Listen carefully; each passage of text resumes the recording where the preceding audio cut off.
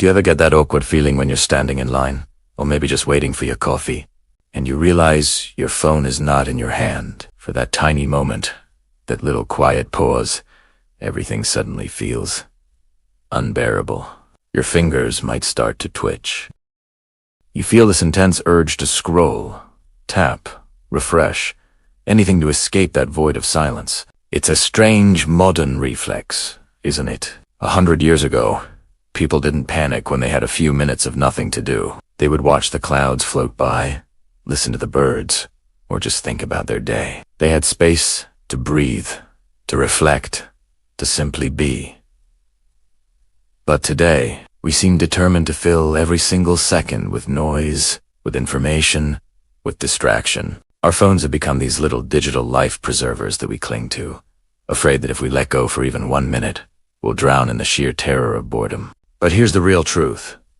Being bored isn't the enemy we think it is. It's actually your brain asking for a little bit of quiet. Psychologists have found that relaxed, unstructured thinking, the kind that happens when you're stuck doing something monotonous or just staring into space, is a huge boost for creativity. In studies, people who were made to do boring tasks consistently came up with better, more original ideas than those who were constantly entertained. That empty space you're so desperate to escape, that's where your imagination actually lives and breathes. Think about kids for a second. They get restless waiting for the bus or standing in a grocery store line. After maybe 5 or 10 minutes, they're fidgeting, whining, looking for anything to do. And yet, as adults, we can sit through a 2-hour Zoom call, scroll through hundreds of social media posts, and not even notice the hours flying by. It seems we've successfully trained ourselves to avoid boredom at all costs, even though it's the very thing that can help us think more clearly, be more creative,